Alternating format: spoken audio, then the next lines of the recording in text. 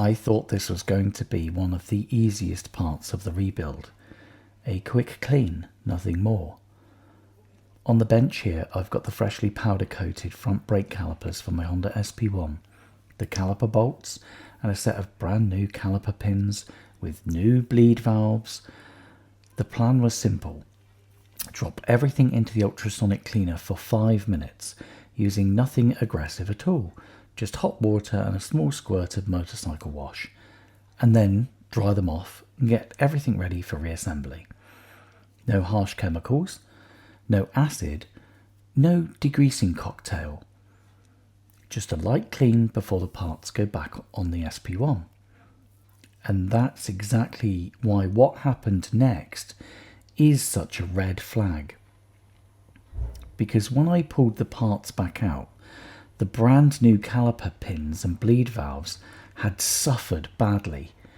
The electroplated finish had reacted terribly. The surface had broken down and the corrosion had already started forming. These parts were brand new, never fitted, never heat cycled, never exposed to road salt, brake dust or a single wet ride. And yet after 5 minutes in a mild ultrasonic bath, they look worse than the original parts from a 26-year-old motorcycle. And that should tell you everything. Now, to be fair, there's an argument here. The ultrasonic cleaning and electroplated finishes are not a perfect mix. And technically, that argument is valid. An ultrasonic cleaner works by cavitation. On a microscopic level, tiny bubbles form and collapse violently against the surface of the part. When those bubbles implode, they create localized shock forces and microjets of energy. That's what makes ultrasonic cleaning so effective at removing dirt and contamination from small passages, threads, and hard to reach surfaces. But those same cavitation forces can also attack weak coatings. If you've got a thin zinc plate, a poor nickel coating, weak adhesion, inadequate surface preparation, or a very cheap flash plated finish, ultrasonic cavitation will expose these defects fast.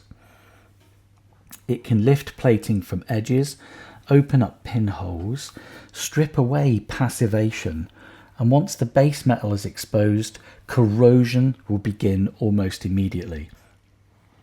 So yes, technically speaking, electroplated parts can be damaged in an ultrasonic cleaner. Excessive power, maybe the wrong cleaning chemistry, or prolonged exposure can absolutely make that worse.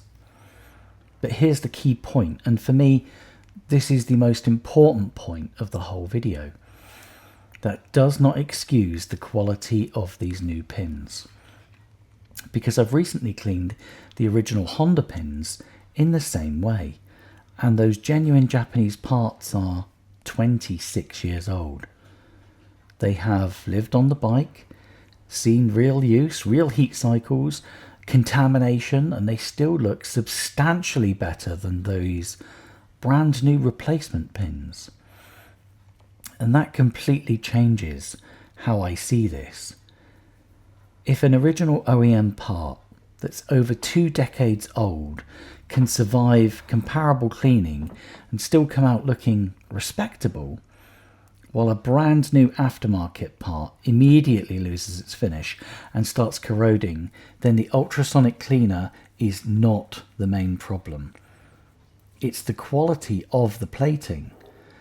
More specifically, it suggests a poor substrate preparation, poor adhesion, low plating thickness, or inadequate post-plating protection. In simple terms, the finish on these new parts is so weak that a very mild cleaning process was enough to expose just how little protection was actually there. And that is not something I can ignore. especially on brake components.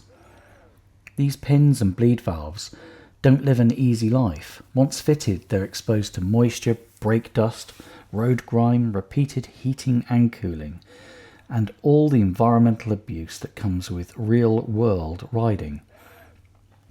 If the protective coating is already failing on the bench before the bike has even turned a wheel, then what confidence am I supposed to have in their long-term durability? Honestly, not much. In my mind, the ultrasonic cleaner has acted like a stress test. It didn't create quality problems out of nowhere. It revealed them early. And I'd rather it happened now on the bench rather than weeks or months down the line when the motorcycle is assembled and these parts are starting to seize, corrode, or even look terrible in service. That is why, for me, the real takeaway here is not never put plated parts in an ultrasonic cleaner. That's too simplistic. The real takeaway from this is be extremely careful where you buy your parts. Because brand new does not automatically mean good quality. Shiny does not mean durable. And cheap plating can look pretty acceptable right until the moment it's tested. Yes, ultrasonic cleaning can damage weak electroplating. It's true. Cavitation can strip or delaminate a poor coating, especially if it's thin, badly adhered, or cheaply applied.